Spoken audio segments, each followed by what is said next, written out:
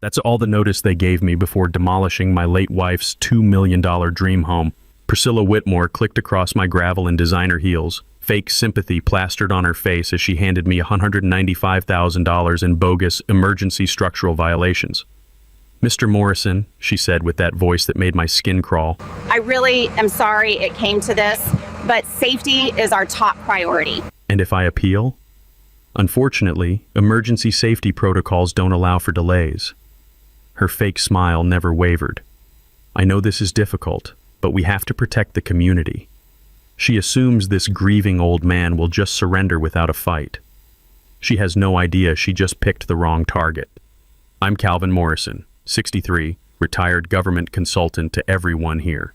What Priscilla doesn't know is about to destroy her entire world. Ever dealt with HOA abuse? Drop your stories below, because Priscilla's about to learn the most expensive lesson of her life. Claudius, let me back up and tell you how this whole mess started. My wife Sarah and I bought this mountain property 3 years ago through a blind trust. See, when you're the sitting governor, privacy isn't just nice to have, it's essential. Especially when your wife is fighting stage 4 cancer and you need a place where she can find peace away from the political circus.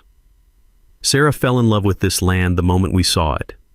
47 acres of pristine mountain wilderness with a custom log mansion she helped design herself. She spent months planning every detail, from the massive stone fireplace to the wraparound porch that faces the sunrise. But her favorite part was the wildflower meadow she planted behind the house. For the butterflies, she'd say, sitting in her wheelchair as monarch butterflies danced around us. The cancer took her 6 months ago. Heart surgery took a chunk out of me 4 months later. My daughter Emma's deployed overseas with the Air Force, so it's just me now, rattling around in this big house with nothing but memories and Sarah's wind chimes singing in the mountain breeze. That's when Priscilla Whitmore entered my life like a perfectly manicured tornado. She's 42, drives a white Tesla with the license plate Enforce 1. Yes, really. And she's got that particular brand of suburban authority that comes from having pharmaceutical money and zero life experience.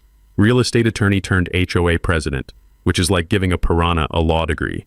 The first time I met her, she was standing in my wildflower meadow wearing $500 heels, holding a clipboard and frowning at Sarah's butterflies like they'd personally offended her. "Mr. Morrison," she said, extending a French manicured hand that had clearly never touched actual work. "I'm Priscilla Whitmore, HOA president. We need to discuss your landscaping situation." I kept my voice level, the way you learn to do in politics. "What situation would that be?" She gestured at Sarah's carefully planted wildflowers, black-eyed Susans, purple coneflowers, native grasses that had taken her 2 summers to establish. "This isn't some hippie commune, sir. We have standards in Pinecrest Estates. Your property is bringing down everyone's values." The leather journal I always carry suddenly felt heavy in my flannel shirt pocket. I'd been writing about Sarah's butterflies just that morning. "My wife planted that meadow. She passed recently." "I'm sure she meant well," Priscilla said, making notes on her clipboard. "But grief doesn't excuse code violations. You have 30 days to install professional landscaping or face a $25,000 fine." $25,000 for wildflowers. Standing there, breathing in the scent of Sarah's favorite purple coneflowers, while this woman calculated how to destroy the last thing my wife had created, I made my first mistake. I trusted that reasonable people could work things out reasonably. I had no idea I was dealing with a predator who'd already perfected her system. Word count: 487, 650.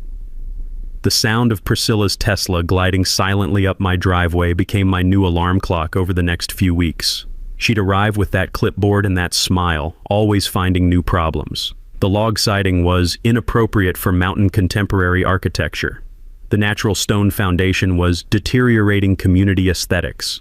Every visit brought a new violation notice, each one more expensive than the last. What I didn't know then, what took me weeks to figure out, was that Priscilla had been running this same scam on other residents for 2 years. She'd target older folks, widows mostly, people she figured wouldn't fight back, create impossible-to-fix violations, pile on the fines, then offer to help by connecting them with developers who'd buy their properties for pennies on the dollar. Those developers just happened to be her business partners. But sitting there that first day, watching her walk back to her Tesla in those ridiculous heels, all I could think about was Sarah's voice. "Mark, honey, promise me you'll keep the butterflies safe."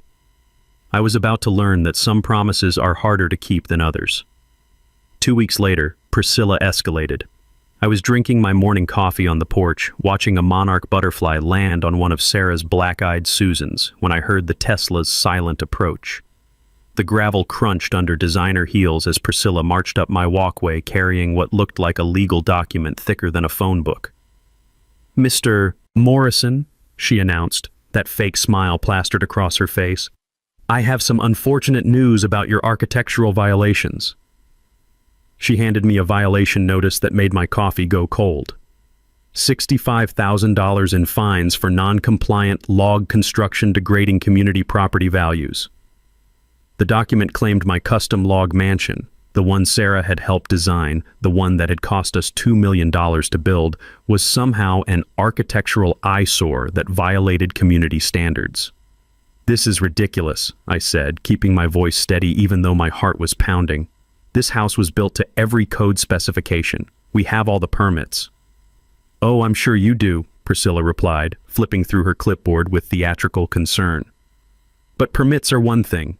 Community aesthetic standards are another. And frankly, Mr. Morrison, this log cabin style is more suited to a hunting lodge than our upscale mountain community log cabin style. Cabin. This woman was calling a $2 million custom home a log cabin. "I'd like to see the specific architectural guidelines you're referencing," I said, pulling out my phone, "and I'll need documentation of exactly which standards we're violating." Her smile never wavered. "Of course. I'll have my office email you the relevant covenant amendments. You have 14 days to submit a compliance plan or the fines will increase to accommodate legal proceedings." After she left in a cloud of expensive perfume and exhaust fumes, I called Jake Morrison. No relation. Just the best general contractor in the county. Jake had actually worked on our house during construction and knew every beam, every joint, every detail of the building process. "Mark," he said after reviewing the violation notice, "this is complete nonsense. Your house exceeds every building standard we've got. The log construction is premium grade, the foundation's overbuilt for seismic requirements, and the architectural design won from the State Home Builders Association. There's nothing wrong with your house." I felt a small surge of vindication. "So these violations are fabricated?" "Worse than that. Look at this." Jake pointed to a section of the violation notice. "They're claiming your house violates a mountain contemporary architecture requirement that was supposedly added to the HOA covenants last year. But here's the thing. I helped write the original architectural guidelines for this community. There's no such requirement." That's when I learned something important about HOA law. Covenant modifications require approval from 75% of homeowners and 30 days advance notice. Random rule changes can't be applied retroactively without proper voting procedures. Here's the takeaway. HOAs can't just make up new rules and apply them backwards to existing properties. But when I requested copies of the covenant amendments from Priscilla's office, I got a response that made my political instincts start tingling. According to her assistant, the HOA had invoked emergency aesthetic authority to implement immediate architectural standards for community protection. Emergency aesthetic authority. I'd been in government long enough to recognize bureaucratic double talk when I heard it. That night, I sat on my porch with Sarah's journal open in my lap, watching her wind chimes move in the mountain breeze. A mockingbird was imitating a car alarm somewhere in the distance, and I could smell the pine needles warming in the late afternoon sun. "Okay, sweetheart," I whispered to the butterflies dancing through her meadow. "Looks like we've got a fight on our hands." What I didn't know yet was that Priscilla had been counting on me to roll over and pay the fine like a good little retiree. She had no idea that the confused widower she was trying to intimidate had spent 20 years in state politics learning exactly how to deal with bullies who hide behind fake authority. Her first big mistake was underestimating her target. Her second was putting everything in writing. 3 weeks later, Priscilla showed up with a structural engineer, or at least someone wearing a hard hat who she claimed was a structural engineer. I was replacing one of Sarah's hummingbird feeders when I spotted them walking around my foundation, the so-called engineer pointing at random spots on the stonework while Priscilla took notes. The smell of fresh mountain rain hung in the air from the night before, and I could hear the crunch of wet gravel under their feet as they circled my house like vultures. An hour later, Priscilla knocked on my door holding another thick envelope. "Mr. Morrison, I'm afraid we've discovered some serious safety concerns." She handed me a violation notice that made the previous ones look like parking tickets.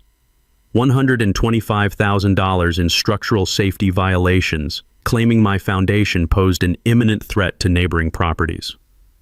"According to our certified structural analysis," she continued, reading from her clipboard, "your foundation shows signs of critical settlement that could cause catastrophic failure. For the safety of the entire community, these violations must be addressed immediately." I studied the engineering report, which was about as professional as a grocery list. No photos, no measurements, no specific locations of supposed problems. Just vague language about concerning structural irregularities and potential community-wide safety risks. "I'd like to get a second opinion," I said. Priscilla's smile tightened slightly. "Of course. But please understand, Mr. Morrison, that emergency safety violations require immediate response. We can't wait for lengthy appeals processes when lives might be at risk." After she left, I did what any reasonable homeowner would do. I called a real structural engineer. Tom Bradley from Mountain Engineering Services came out the next day and spent 4 hours examining every inch of my foundation with equipment Priscilla's fake engineer had never even carried. "Mark," Tom said, showing me his moisture meter readings, "this is some of the most solid foundation work I've seen in 30 years. Premium concrete, perfect drainage, not a crack anywhere. Whoever told you there were structural problems was either blind or lying." That's when Tom mentioned something interesting. He'd done structural assessments for 3 other Pinecrest Estates residents in the past 6 months. All elderly, all facing similar emergency safety violations from the HOA. Mrs. Agnes Kowalski, an 78-year-old retired teacher, had been forced to sell her home for $89,000 after Priscilla claimed her plumbing posed a community health hazard. Tom's inspection had found nothing wrong with her pipes. "It's a pattern," Tom said, packing up his equipment. "They target folks who seem vulnerable, create fake emergencies, then pressure them to sell fast before they can appeal." That afternoon, I started my own investigation. I'd learned in politics that the best way to understand a problem is to talk to the people affected by it. So I organized something that would look completely innocent to anyone watching, a senior coffee club that met every Tuesday at the community center. Mrs. Kowalski showed up first, a sharp-eyed Polish woman who brought homemade pierogi and stories that made my blood boil. Tom Bradley arrived next, a Vietnam veteran whose only violation had been painting his garage door the wrong shade of approved gray. By the third meeting, we had 8 seniors sharing coffee and horror stories about HOA abuse. "She's systematic," Mrs. Kowalski explained, her aged hands steady as she poured coffee from a thermos that smelled like home. "Always targets folks who've lost spouses, folks with medical bills, folks who might not have the energy to fight back." The patterns became clear. Priscilla would identify vulnerable residents, manufacture impossible violations, then accelerate deadlines claiming emergency authority that didn't exist. When people couldn't pay the fines fast enough, she'd helpfully connect them with developers who offered quick cash sales. Here's what I learned about emergency demolition law. Property can't be condemned or demolished without certified engineering proof of immediate danger and a minimum 72-hour notice period. The takeaway? Always demand independent verification of any emergency that involves your property. But Priscilla wasn't done escalating. A week later, she sent me a notice that made everything personal. "Due to the imminent nature of the structural failure risk," the letter read, "Pinecrest Estates HOA is invoking emergency demolition authority. Your property has been scheduled for immediate safety demolition to prevent catastrophic damage to surrounding homes." 21 days. That's all the notice she gave me before scheduling the destruction of Sarah's dream home. Sitting on my porch that evening, listening to the mockingbirds and the distant hum of highway traffic, I made a decision that would change everything. I pulled out my secure phone, the one I used for state business, and placed a call to the Attorney General's office. I didn't identify myself as the governor, not yet, but I provided enough information about systematic HOA fraud to trigger an investigation. What Priscilla didn't know was that her confused old retiree had just activated the state's Elder Fraud Task Force. The hunter was about to become the hunted. By the 4th week, Priscilla had escalated to what she thought was her killing blow. I was working in Sarah's butterfly garden, deadheading the black-eyed Susans to encourage more blooms, when Priscilla arrived with her biggest entourage yet. 2 guys in hard hats, someone carrying an official-looking clipboard, and a woman with a camera who was documenting everything. The morning air carried the scent of pine needles and the distant smell of wood smoke from someone's fireplace. Autumn was coming to the mountains, and Sarah's monarch butterflies were getting ready for their migration south. "Mr. Morrison," Priscilla called out, her voice carrying that victorious tone I'd heard politicians use when they thought they'd won. "I need to serve you with a final violation notice." She handed me a document that took my breath away. $195,000 in total structural failure fines. The notice claimed my entire house posed an imminent catastrophic risk to the community and must be completely demolished within 21 days. "Our comprehensive safety assessment has determined that your property represents a clear and present danger," she read from her clipboard like she was announcing the weather. "This isn't personal, Mr. Morrison. It's about protecting our neighbors." I looked at the so-called assessment, which was even more ridiculous than the previous reports. It claimed my house was experiencing foundation liquefaction, load-bearing timber failure, and catastrophic structural displacement, problems that would have made my house uninhabitable years ago. "I'd like to appeal this assessment," I said calmly.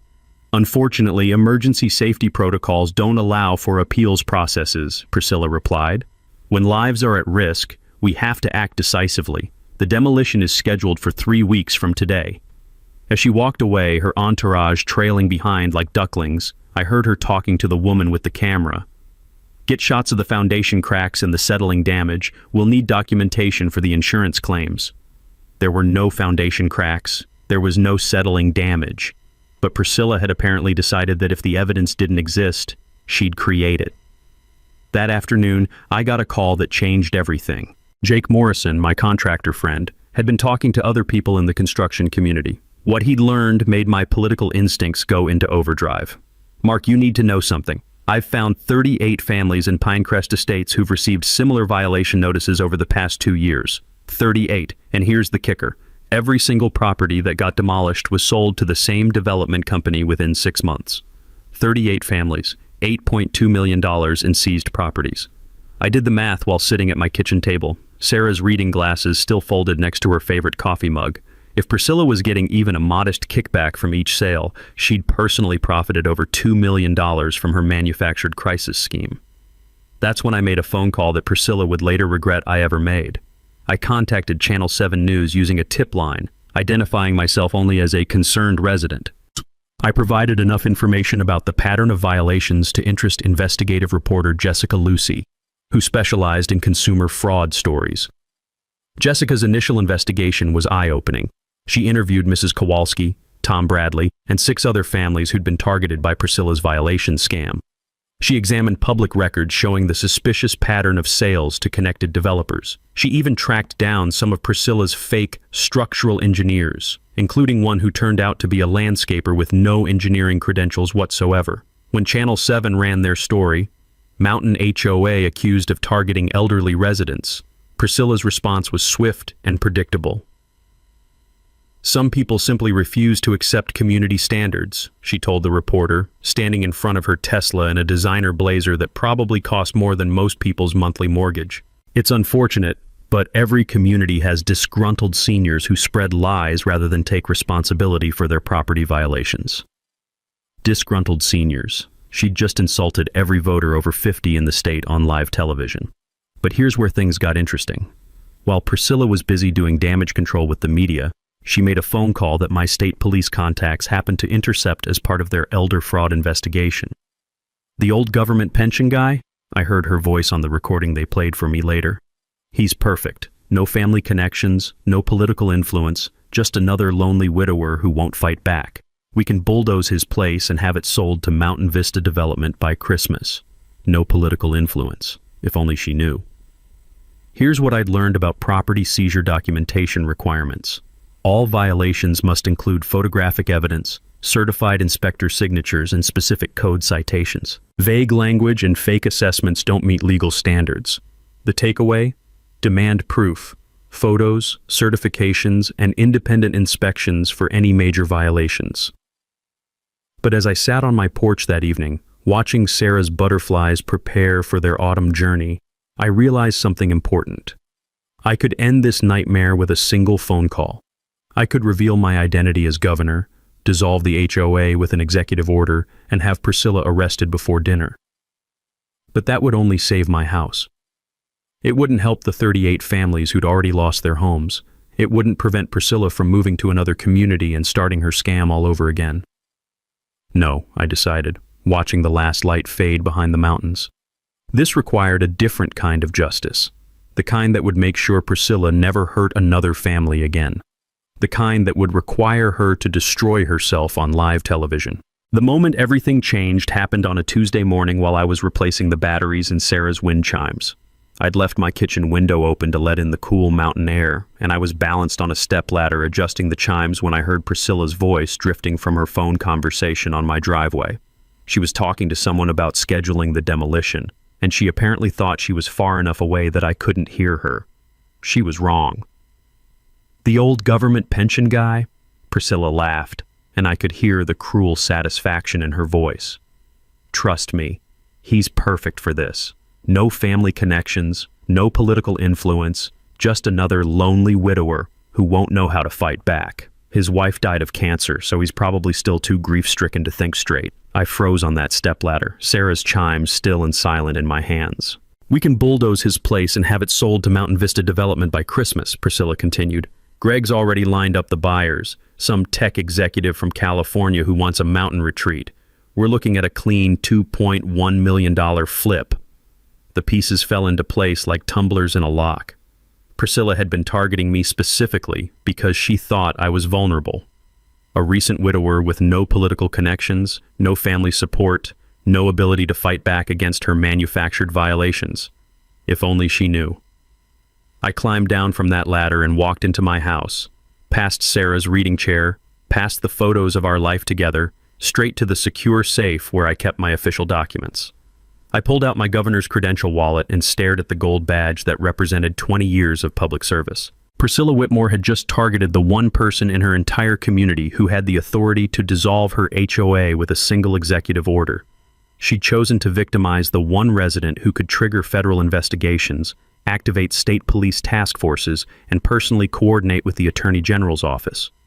But here's what hit me as I stood there holding that badge. Revealing my identity now would only save my house. It would end Priscilla's scheme, sure, but it wouldn't help Mrs. Kowalski get her home back. It wouldn't restore Tom Bradley's savings. It wouldn't compensate the 38 families she'd already defrauded. If I wanted real justice, the kind that would make sure she never hurt another family, I needed to let her destroy herself completely.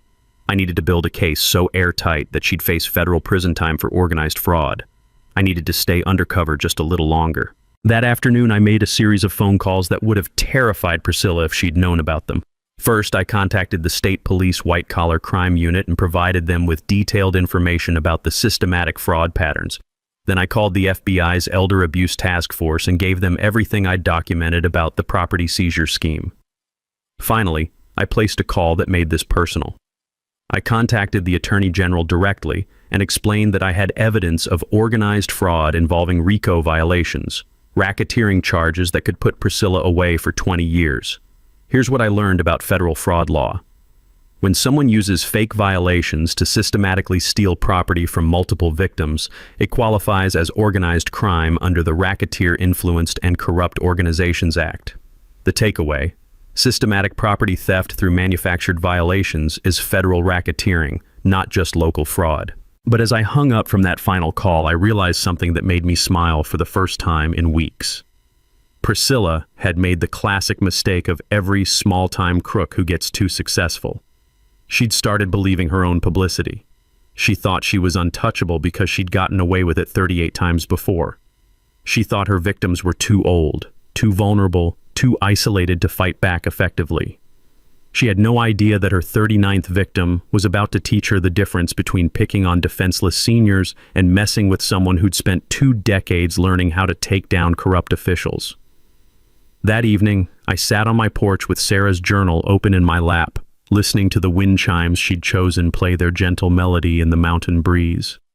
A great horned owl was calling from somewhere in the pine trees, and I could smell the crisp scent of approaching autumn. "Okay, sweetheart," I whispered to the butterflies still dancing through her flower garden. "Time to show this lady what happens when you threaten our sanctuary." The hunter was about to discover she'd been stalking a grizzly bear. The next morning, I transformed from Mark Morrison, the confused widower, into Governor Calvin Morrison, the strategic planner. First, the physical preparation. I installed a comprehensive security system around my property. Cameras hidden in birdhouses, motion sensors disguised as garden lights, and audio recording equipment that could capture conversations from 50 yards away. Every interaction with Priscilla would now be documented with digital evidence that could hold up in federal court. The smell of fresh-cut wood filled my garage as I built hidden mounts for the equipment, the familiar scent taking me back to weekends when Sarah and I had worked on home projects together. This time, though, I was building a trap instead of a deck. Next came the legal strategy. I coordinated with Attorney General Patricia Hayes, who still had no idea I was calling from my personal phone rather than the governor's office, to build an airtight RICO case. Patricia assigned Detective Maria Santos, the state's leading expert on elder fraud, to investigate the systematic pattern of property theft. "Whoever's feeding us this information," Detective Santos told Patricia during a call I was secretly monitoring, "they understand law enforcement procedures better than most cops. The evidence is organized perfectly. Timelines, financial records, victim statements. It's like they're building the case for us." If only they knew. My senior coffee club became the perfect cover for gathering victim testimonies. Every Tuesday, 8 elderly residents would gather in my living room, sharing stories and evidence while I documented everything in my handwritten journals. To any outside observer, we looked like lonely seniors seeking companionship. In reality, we were building a federal case. Mrs. Kowalski proved to be an invaluable ally. Her sharp mind and meticulous record-keeping had preserved every document from her own property theft ordeal. "I worked as a bookkeeper for 40 years, she explained, spreading receipts and letters across my kitchen table while the scent of her homemade pierogi filled the air. When someone tries to steal from you, you save everything." Tom Bradley brought military precision to our evidence gathering. His combat experience had taught him surveillance techniques that helped us track Priscilla's movements and document her meetings with the development company. "Basic reconnaissance," he said, showing me photos of Priscilla meeting with Mountain Vista development executives at an upscale restaurant. "Know your enemy's patterns." The financial calculations were staggering. 38 properties stolen over 2 years, with an average value of $215,000 each. Priscilla's personal kickbacks totaled $2.1 million, while her development partners had profited over $6 million from below-market purchases. Here's what I learned about evidence preservation protocol. Document everything with photos and timestamps, use certified mail for all communications, get independent inspections from licensed professionals, and preserve witness statements in writing. The takeaway: create an evidence trail so comprehensive that criminals can't dispute or destroy it. Meanwhile, I was secretly coordinating with multiple agencies. The FBI's white-collar crime unit was preparing federal charges. The State Attorney General's office was building RICO violations. The State Police Elder Abuse Task Force was documenting the systematic fraud patterns. And the Governor's office, through carefully anonymous tips, was preparing emergency legislation to prevent future HOA abuse. The timeline was crucial. Priscilla had scheduled my demolition for Friday at 9 a.m. I planned my revelation for Thursday at 8 a.m. during the emergency HOA meeting she'd called to celebrate the successful resolution of the Morrison safety crisis. She thought she was holding a victory party. She had no idea she was walking into her own arrest. But the most important preparation was emotional. Every evening I sat on my porch with Sarah's journal, writing letters to the wife I'd lost and the community I was about to save. Her wind chimes played their gentle songs, while monarch butterflies prepared for their migration south, just as they had during her final autumn with me. "I know you'd tell me to do the right thing," I wrote in the journal's margins, my pen scratching against paper while the mountain wind rustled the pages. "Even if it means risking everything we built here." The sound of distant highway traffic mixed with the closer calls of evening birds as I planned the final details of Priscilla's downfall. She'd built her career on predicting how vulnerable people would react under pressure. Her entire scam depended on victims being too isolated, too grief-stricken, too overwhelmed to fight back effectively. She'd made one critical miscalculation. She assumed that being recently widowed made me weak. She was about to learn that losing the person you love most doesn't make you vulnerable. It makes you dangerous, because you no longer have anything left to lose. With 1 week left before my scheduled demolition, Priscilla made her most desperate move yet.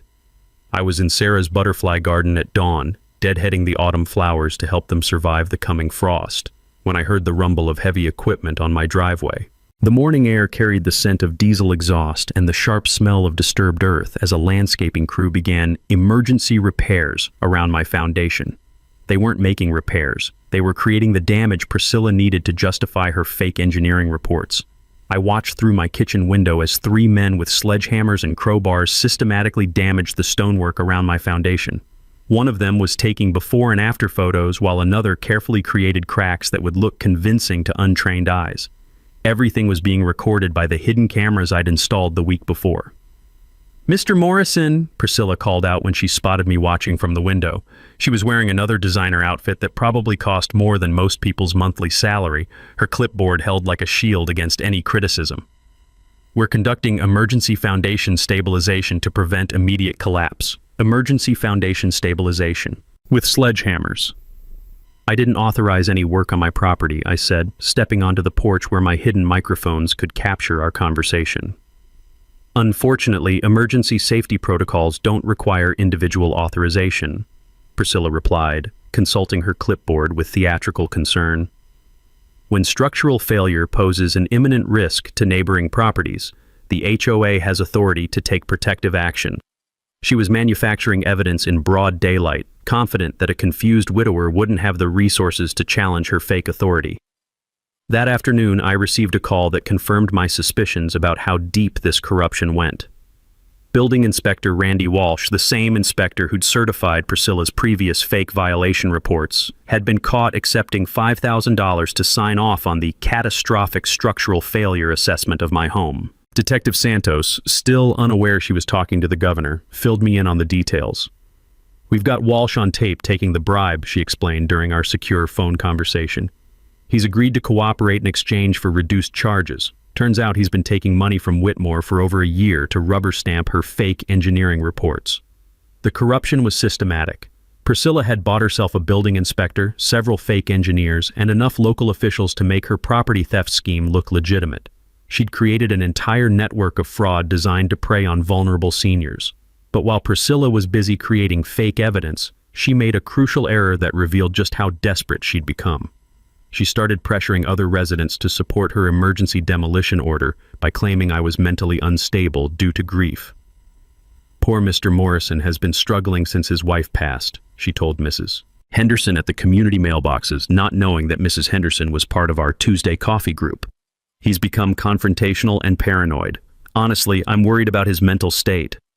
Mrs. Henderson, bless her sharp mind, played along perfectly.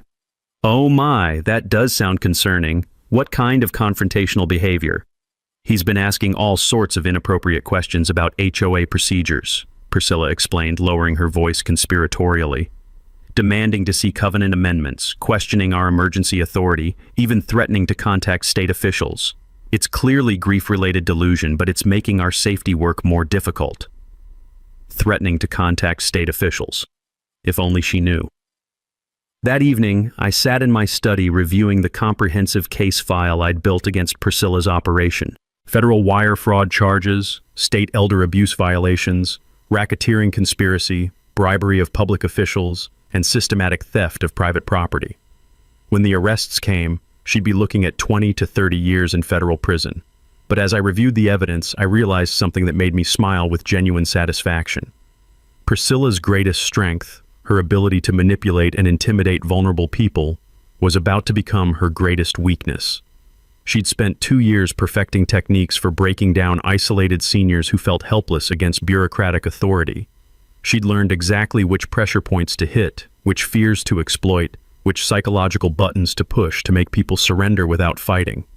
What she'd never learned was how to handle someone who understood her game better than she did. Tomorrow was Thursday. Tomorrow, Priscilla Whitmore would hold her final HOA meeting, expecting to celebrate the successful demolition of another elderly resident's home. Instead, she'd discover that her confused widower was actually the most powerful elected official in the state. and that her entire criminal enterprise had been under federal investigation for weeks. The sound of Sarah's wind chimes drifted through my study window as I closed the case file and prepared for the most satisfying moment of my political career. Thursday morning arrived with the kind of crisp mountain air that makes you grateful to be alive. I stood on my porch at sunrise, drinking coffee from Sarah's favorite mug, watching her butterflies gather nectar for their final journey south before winter. Today was the day Priscilla Whitmore's world would come crashing down.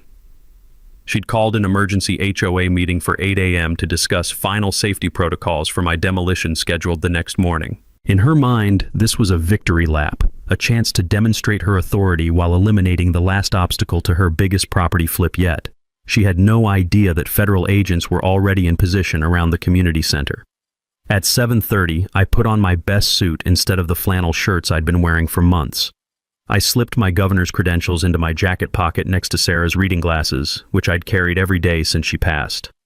Detective Santos had coordinated with the FBI to ensure that everything would be recorded for evidence, and Channel 7 News would be there to capture Priscilla's public downfall. The community center was packed when I arrived. 38 former victims sat in the front rows, including Mrs. Kowalski and Tom Bradley. Current residents filled the middle seats, many of them genuinely concerned about community safety based on Priscilla's manufactured crisis. News cameras were set up in the back, ostensibly there to cover the emergency safety demolition. Priscilla stood at the podium wearing her most expensive blazer, her clipboard thick with fake documentation. She looked confident, victorious, completely unaware that she was about to become the subject of the biggest elder fraud arrest in state history.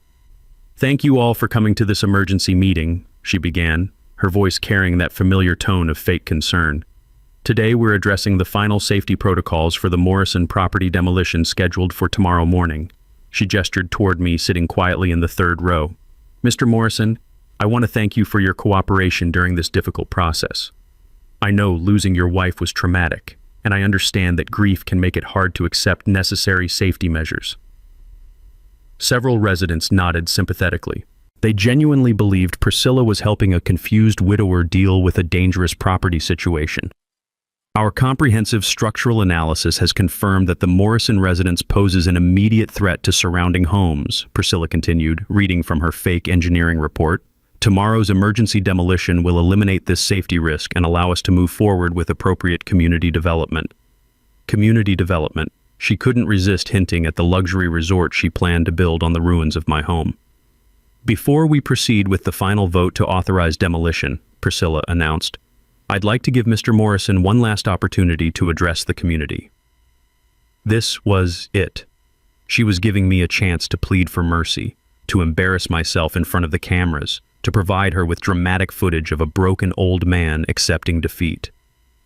I stood up slowly, playing the part of the exhausted widower one final time. Several residents looked at me with pity, thinking they were about to witness the sad surrender of someone who'd been overwhelmed by bureaucratic complexity. "Thank you, Ms. Whitmore," I said, my voice steady but resigned. "I do have a few things I'd like to share with the community." I walked to the podium, passing Detective Santos, who was positioned near the emergency exit. FBI agents were stationed throughout the room, ready to move the moment I gave the signal. "First," I said, looking directly at Priscilla, "I want everyone to understand that my wife Sarah didn't die because she was weak. She died fighting cancer with every ounce of strength she had. And she taught me that when bullies try to destroy what you love, you don't roll over and let them win." Murmurs rippled through the audience. This wasn't the broken surrender speech Priscilla had expected. "Second," I continued, pulling out my phone to display the comprehensive evidence file I'd assembled, "I've spent the past 2 months documenting systematic fraud, elder abuse, and racketeering conspiracy involving this HOA and its development partners." Priscilla's confident smile began to fade. "Third," I said, reaching into my jacket pocket, "before we discuss demolishing my home tomorrow morning, I thought you might want to know exactly whose property you've been trying to steal." I pulled out my governor's credentials and held them up for everyone to see. The room went absolutely silent except for the sound of camera shutters clicking. "My name is Governor Calvin Morrison," I announced, my voice carrying the authority I'd hidden for months. "And Priscilla Whitmore, you're under arrest for organized fraud, elder abuse, and racketeering conspiracy against the people of this state." Detective Santos moved forward with handcuffs as FBI agents blocked the exits. Priscilla's face went white as she realized that her helpless widower was actually the most powerful elected official in the state. "This is impossible," she whispered, backing away from the podium. "You're just some retired government consultant. You can't be—" "Ma'am," I said, showing her my official identification. "I've been fighting corruption longer than you've been alive, and targeting my wife's sanctuary was the biggest mistake you'll ever make." The sound of handcuffs clicking closed was the most satisfying sound I'd heard since Sarah's final laugh. The moment Priscilla Whitmore realized she'd targeted the governor of the state was captured in perfect high definition by 3 news cameras and preserved forever as evidence in a federal racketeering case. "Governor Morrison?" she stammered, her designer clipboard clattering to the floor as Detective Santos approached with handcuffs. "That's impossible. You're Mark Morrison. You're a widowed retiree on a government pension." "I am Calvin Morrison," I replied, holding up my official credentials for the packed community center to see. "And yes, I'm a widower, but I'm also the governor of this state, and you've just committed federal crimes against 38 of my constituents." The cameras captured every moment as FBI agents moved through the crowd, their presence suddenly making sense to residents who'd assumed they were community safety officials. Detective Santos read Priscilla her rights while she stared at me in shock, finally understanding that her vulnerable target was actually her worst nightmare. "You can't do this," Priscilla protested, her voice rising with desperation. "I have emergency authority. I was protecting the community. This old man's house is a safety hazard." "Ma'am," said FBI Special Agent Jennifer Walsh, stepping forward with a thick file of evidence. "We have recordings of you bribing officials, photos of you manufacturing fake violations, and documentation of systematic fraud spanning 24 months. Your emergency authority was fabricated to steal private property." Mrs. Kowalski stood up from the front row, her voice carrying across the silent room. "Governor Morrison, this woman stole my home with fake plumbing violations. She destroyed my life savings." Tom Bradley rose beside her. "She targeted my family because she thought we couldn't fight back, called us disgruntled seniors on television." One by one, 38 victims stood up throughout the community center. Each represented a family Priscilla had defrauded, a home she'd stolen, a life she'd shattered with manufactured crises. "The state investigation has identified $8.2 million in property theft," I announced to the room. "Every fraudulent violation, every fake assessment, every manufactured emergency has been documented as evidence in federal court." Channel 7's cameras captured Priscilla's complete breakdown as she realized the scope of the case against her. "You don't understand," she pleaded with the reporters. "These people were violations. Their properties were substandard. I was maintaining community values." "Ms. Whitmore," I replied, my voice carrying the authority I'd hidden for months, "I've reviewed every one of your violation reports. They're complete fabrications designed to steal property from vulnerable seniors. You're looking at 20 to 30 years in federal prison." Detective Santos clicked the handcuffs closed around Priscilla's wrists while reading the charges. "Priscilla Whitmore, you're under arrest for organized fraud under the Racketeer Influenced and Corrupt Organizations Act, conspiracy to commit elder abuse, bribery of public officials, and systematic theft of private property." As they led her away, Priscilla made one final desperate plea. "Governor Morrison, please, I didn't know who you were. If I had known, I never would have." I interrupted her with the line that would be quoted in news reports for weeks. "Ms. Whitmore, the problem isn't that you didn't know who I was. The problem is that you thought it mattered. Every one of these families deserved the same protection you would have given me if you'd known my title." And the FBI arrested 4 additional conspirators that morning. Randy Walsh, the building inspector who'd taken bribes to sign fake reports, 2 development company executives who'd knowingly purchased stolen properties, and Priscilla's assistant who'd helped forge HOA documents. But the most satisfying moment came when Agent Walsh announced the financial recovery. All seized HOA assets, personal accounts, and development company profits will be placed in a victim restitution fund totaling $11.3 million. Every family affected by this fraud will receive full compensation plus damages.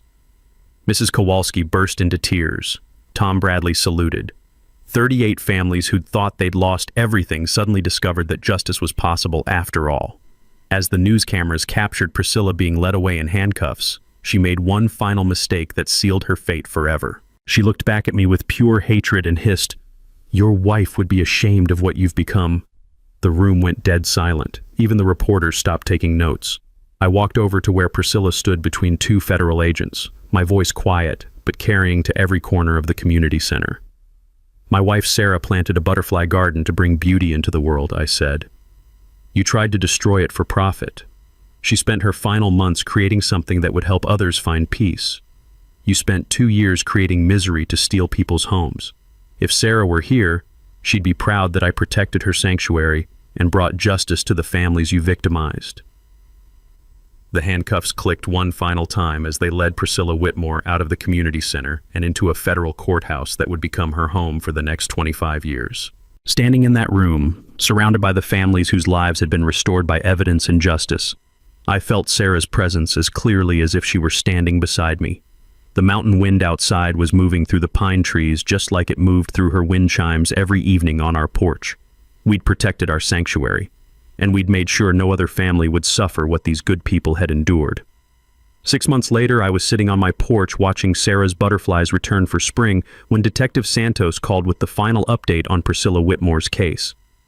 "Governor, I thought you'd want to know that the federal sentencing came down this morning," she said, and I could hear the satisfaction in her voice.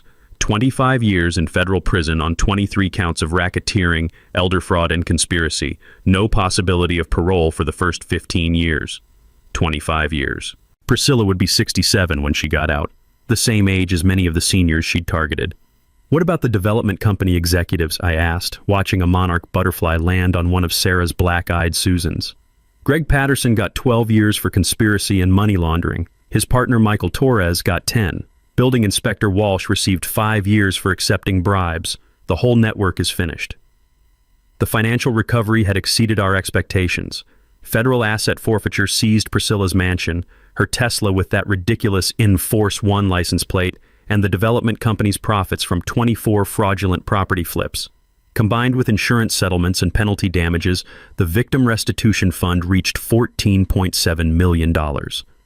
Mrs. Kowalski bought back her original home and established a college scholarship fund for students studying elder law.